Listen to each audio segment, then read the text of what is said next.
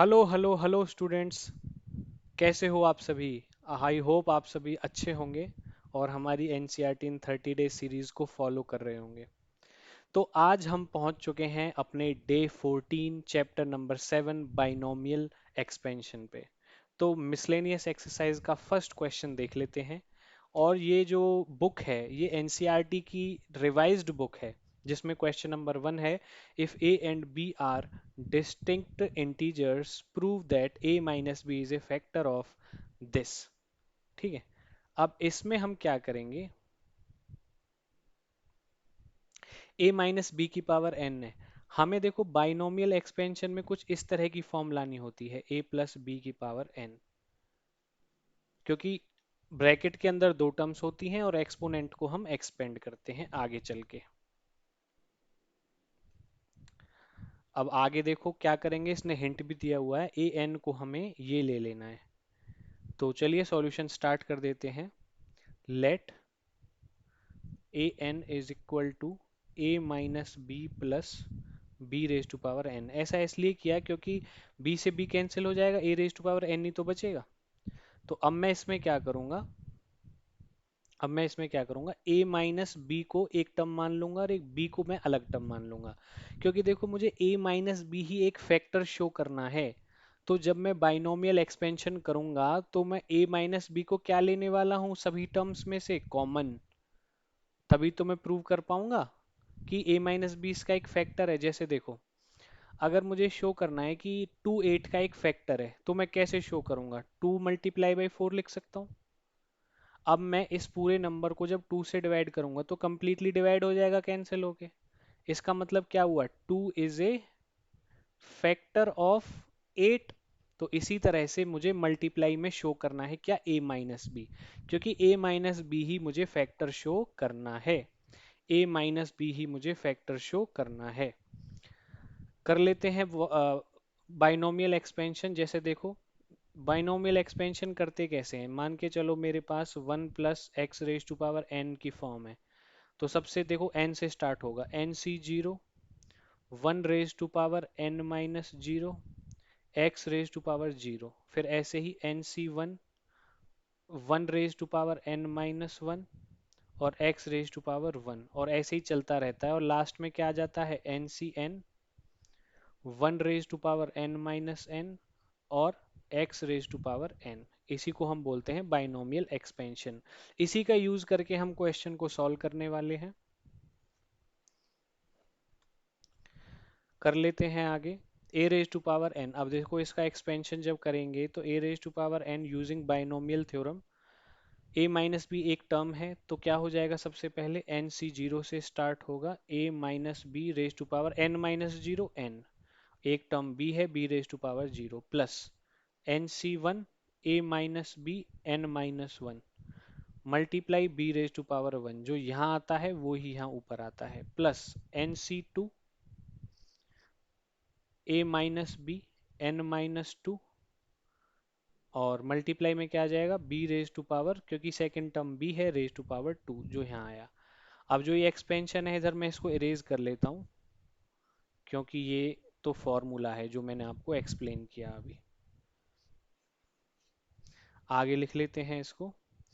अब ऐसे ही आगे तक चलता रहेगा और लास्ट में जाके क्या आ जाएगा, लास्ट में जाके आ जाएगा N C N, A minus B raise to power N minus N zero, something raise to power zero क्या होता है, वन, तो ये तो पूरा वन ही बन जाएगा। A minus B raise to power zero और बी रेज टू पावर क्या आ जाएगा, एन। ए माइनस बी की जो एक्सपोनेंट है वो घटती रहेगी और बी की एक्सपोनेंट बढ़ती रहेगी, आप ऑब्जर्व भी कर सकते हो। ओके, चलते हैं नेक्स्ट आगे। अब एक चीज और इम्पोर्टेंट है यहाँ पे, पहले देखो मैं इसको लिख लेता हूँ, a raise to power n is equal to n C zero, A minus B n, b raise to power zero तो वन ही बन जाएगा, N C one, A minus B raise to power N minus one, B raise to power one, plus N C two, A minus B raise to power N minus two, b square, plus up to चलेगा, n C n कितना हो जाएगा 1, तो ये a minus B raise to power b zero है तो ये भी 1 हो जाएगा, तो यहाँ पे क्या बचेगा B raise to power N. अब देखो B raise to power N यहाँ पे क्या है एक्स्ट्रा, और मुझे किसका फैक्टर शो करना है, इसका फैक्टर शो करना है। तो यहाँ पे A raise to power N है, अगर मैं यहाँ पे माइनस में B raise to power N कर देता हूँ दोनों तरफ, तो B raise to power N यहाँ से कैंसिल हो जाएगा और यहाँ पे B raise to power N लग जाएगा, और इसी का मुझे क्वेश्चन में फैक्टर शो करना है। ऐसे मैं लॉजिक लगा सकता हूँ, सोच सकता हूँ कि B raise to power N को दोनों तरफ सब्ट्रैक्ट कर देंगे। सब्ट्रैक्ट करने के बाद अब देखो यहाँ पे क्या आ जाएगा, यहाँ पे जितनी भी टर्म्स में सब में a माइनस बी है, सब में a माइनस बी है, लेकिन लास्ट वाली टर्म में a माइनस बी नहीं था, और b माइनस एन माइनस करने पे पूरी टर्म। अब मैं ऐसा करता हूँ, इसको बार बार नहीं लिखता हूँ, अब मैं इसको ना एज इट इज ऐसे लिख देता हूँ, ये आप समझ लेना, ये सेम लिखा हुआ है यहाँ तक, और उसके बाद b raise to power n में से b raise to power n और माइनस कर दिया। तो अब जितनी भी टर्म्स हैं इन सब में a माइनस बी है, taking a minus B common, taking a minus B common, जब मैं इनमें a माइनस बी कॉमन ले लूंगा तो a raise to power n b raise to power n, a minus B common ले लिया तो फर्स्ट टर्म में क्या बचेगा एन सी जीरो, ए माइनस बी एन में से एक ए माइनस बी चला गया, तो यहाँ पे क्या बचेगा a minus B raise to power N minus one. यहाँ पे क्या बचेगा N C two A minus B raise to power N minus two, एक कम होता चला गया क्योंकि एक ए माइनस बी, मतलब a minus B raise to power one मैंने बाहर कॉमन ले लिया, तो जितने भी एन है उनमें से वन सब्ट्रैक्ट होता चला जाएगा, एन माइनस टू हो गया। अब नेक्स्ट है एन, अब ऐसे ही आगे तक चलता रहेगा, लास्ट में तो कुछ है ही नहीं, और लास्ट वाली टर्म क्या रही होगी, लास्ट वाली टर्म तो जीरो बन गई, तो ये ऐसे आगे तक चलता रहेगा। और अगर मैं इसको लास्ट वाली टर्म को लिखना भी चाहूँ तो ये कितना हो जाएगा N C N minus one A minus B raise to power N minus N plus one B raise to power N minus one.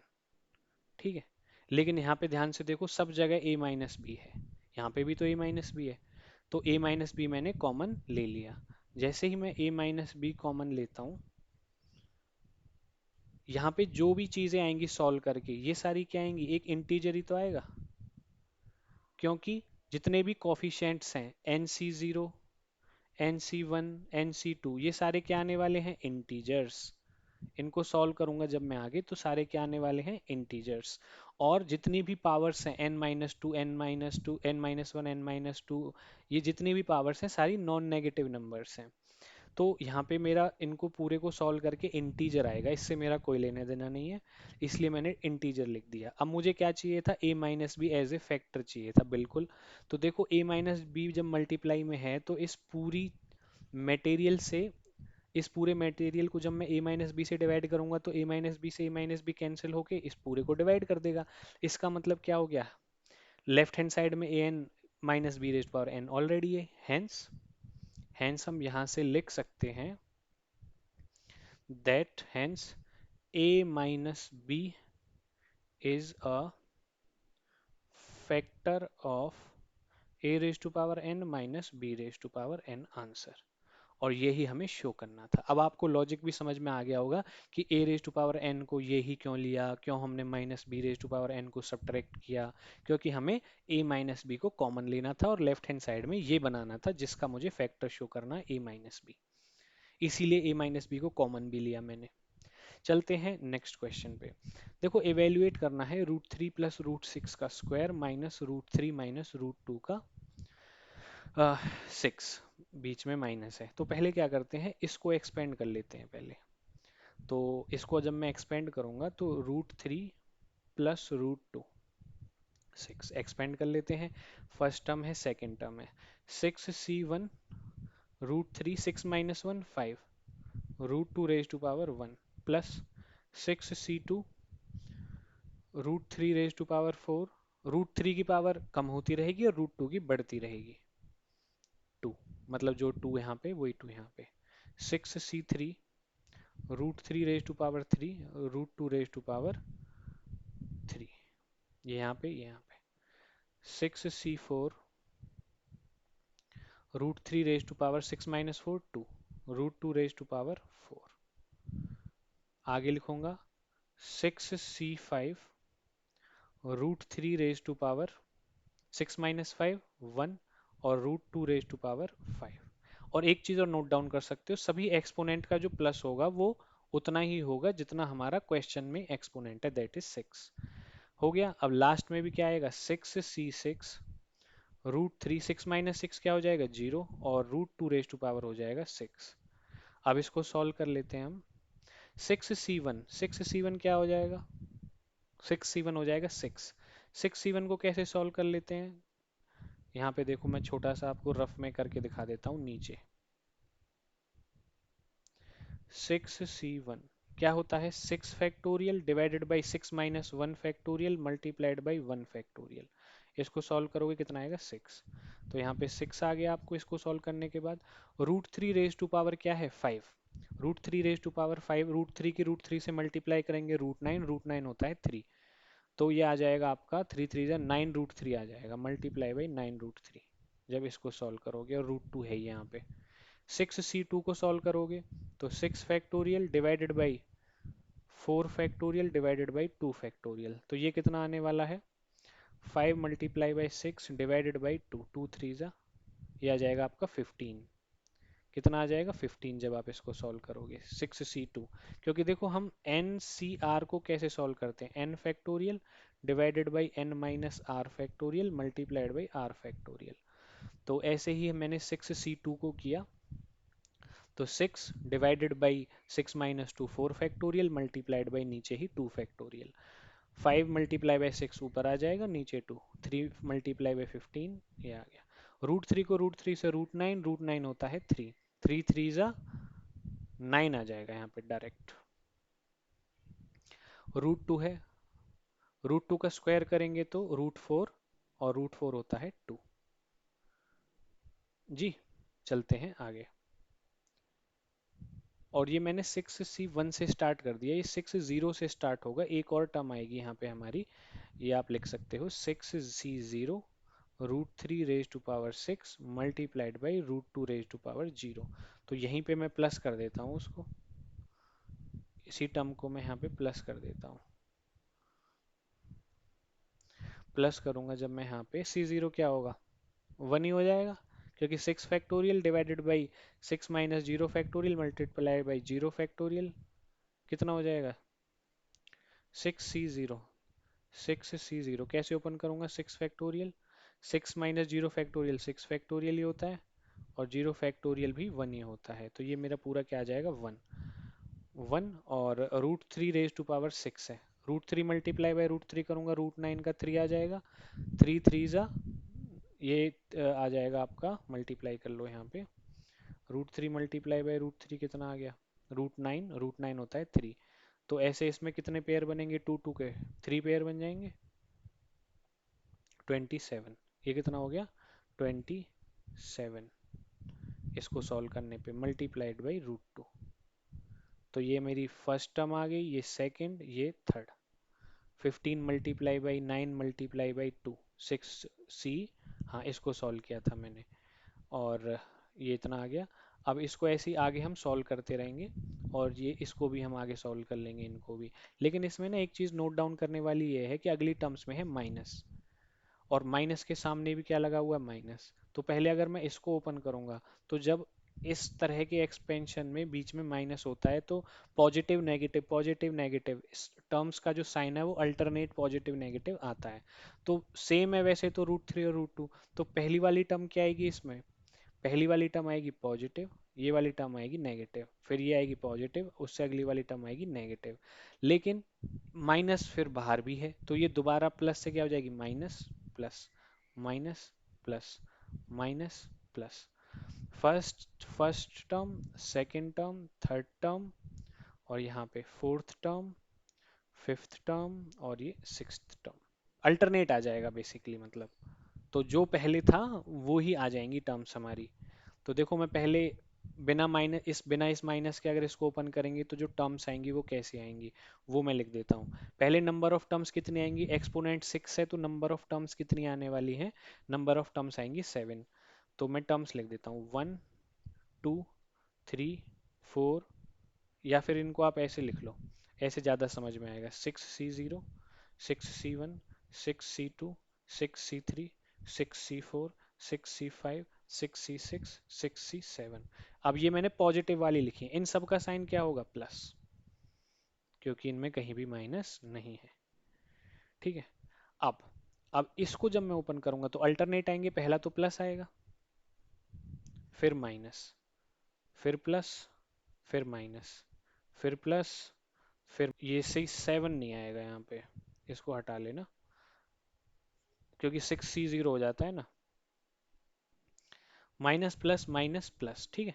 लेकिन अब ये जब माइनस का साइन और लगेगा, इसमें अंदर जाएगा तो फिर साइन चेंज हो जाएगा। तो अब साइन कैसा हो जाएगा? अब साइन हो जाएगा minus plus minus plus minus plus minus.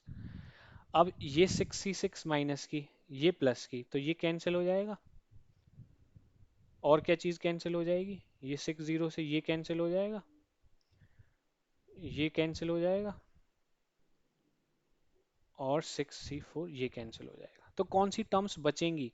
6C1 plus 6C1 क्या हो जाएगा? ट्वाइस ऑफ 6C1, और इसके साथ जो एक्सपेंड करके आएगा वो प्लस 2 × 6C3, इसके साथ जो मटेरियल आएगा प्लस 3 × 6C5।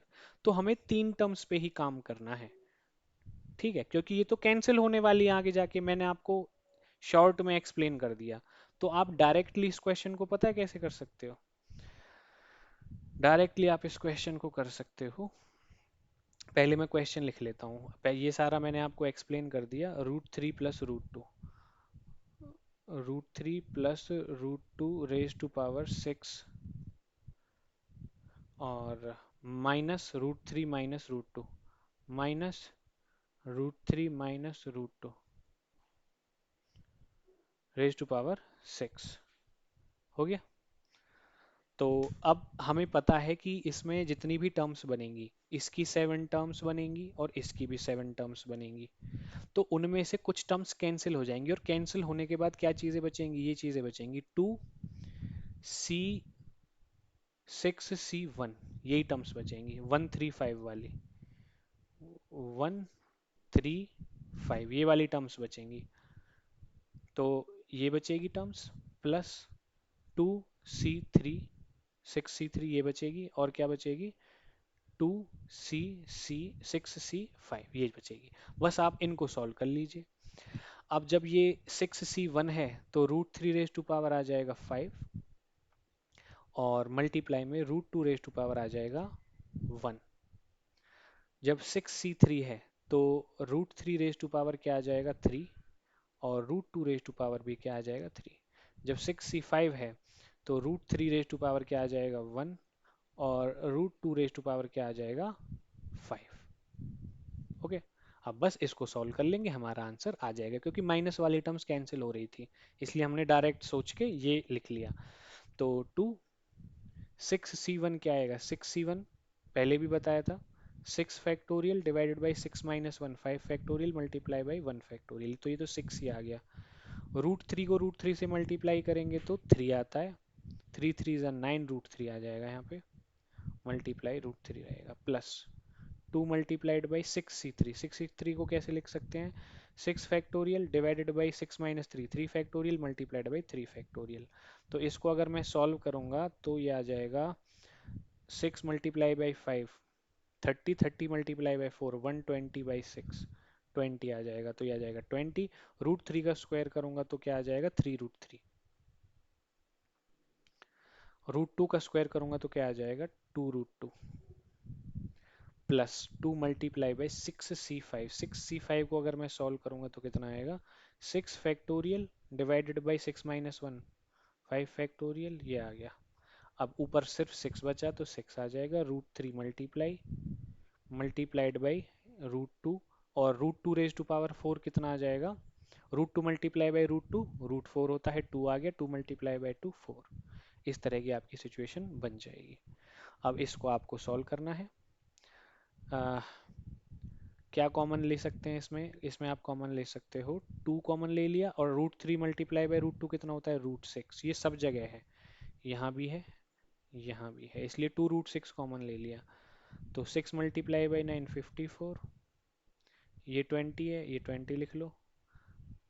और 2√6 तो पहले कॉमन ले लिया, तो 3 बचा है यहाँ पे बस। अब ×3 प्लस 2√6 पहले कॉमन ले लिया, 6 × 4 24।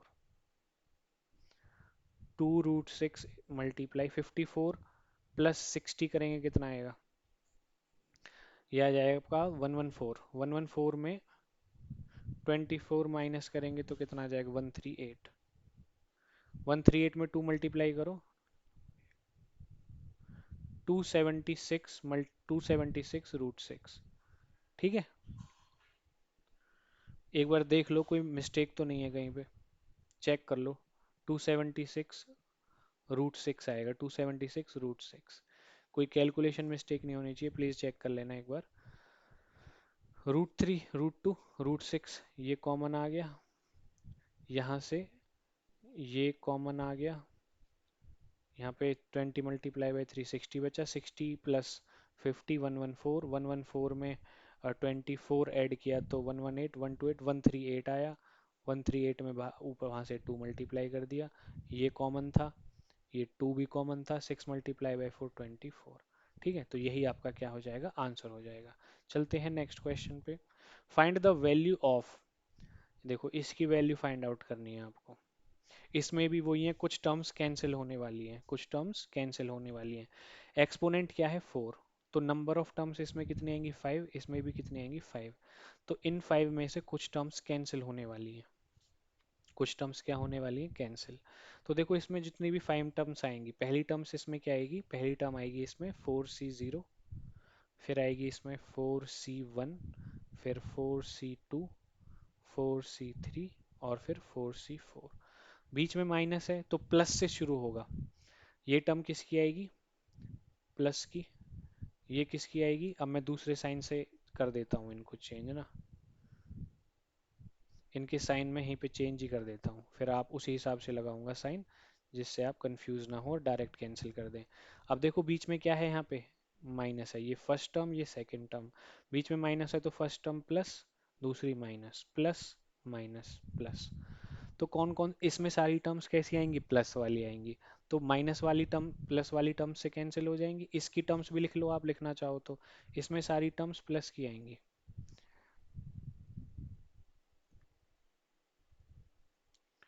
आगे सारी टर्म प्लस की। क्या क्या माइनस हो रहा है? ये कैंसिल हो रहा है, ये कैंसिल हो रहा है, 4c3 कैंसिल हो रहा है, क्योंकि 4c3 से 4c3 कैंसिल।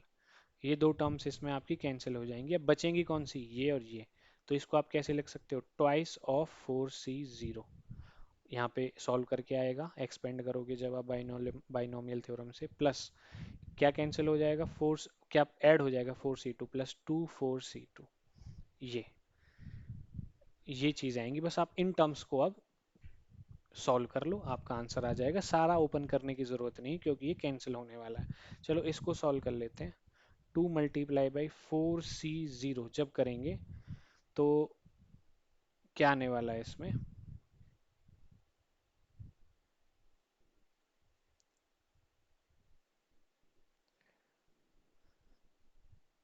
इसमें क्या आने वाला है? 2 × 4c0 को जब आप ओपन करोगे, पहली टर्म है a²। तो a² का एक्सपोनेंट क्या आने वाला है? 4 - 0 4। दूसरी टर्म क्या है? √a² - 1 का स्क्वायर। अब ये आ, जब आप करोगे तो 4c0 है तो यहाँ पे भी 0 आ जाएगा, क्योंकि यहाँ पे जो आता है वही यहाँ पे आता है एक्सपोनेंट में। प्लस में है 2 × 4c2। पहली टर्म क्या है? a²। 4 - 2 2 आ जाएगा, और यहाँ पे आ जाएगा √a² - 1 का स्क्वायर, क्योंकि यहाँ पे भी 2 है। 4c0 क्या हो जाएगा आपका? 1 हो जाएगा। तो 2 मल्टीप्लाई a² ⁴ बन जाएगा। समथिंग रेज टू पावर 0 1 होता है, तो ये पूरा 1 बन गया। प्लस 2 × 4c2 को ओपन कर लो, 4 factorial, 4 - 2 2 factorial multiply by 2 factorial. तो ये कितना आ जाएगा? 3 × 4 डिवाइड बाई 2, 2 2 जा 4 6 आ गया। तो ये आ जाएगा आपका सॉल्व करके 4c2 6 6 आ गया, मल्टीप्लाइड बाई a²।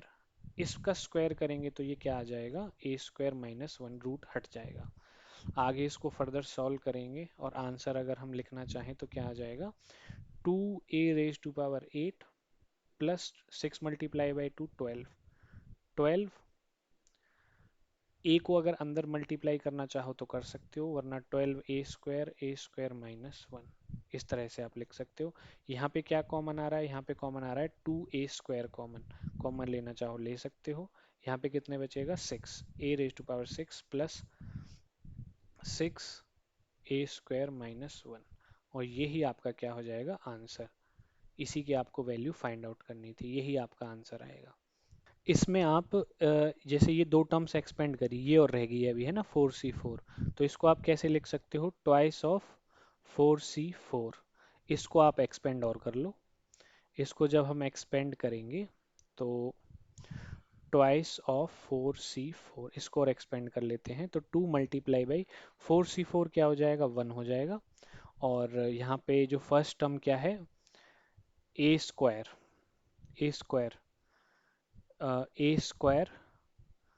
जो है 4c4, a² क्या हो जाएगा, 4 - 4 0, और मल्टीप्लाई बाई √a² - 1, ये रेज टू पावर में क्या हो जाएगा 4।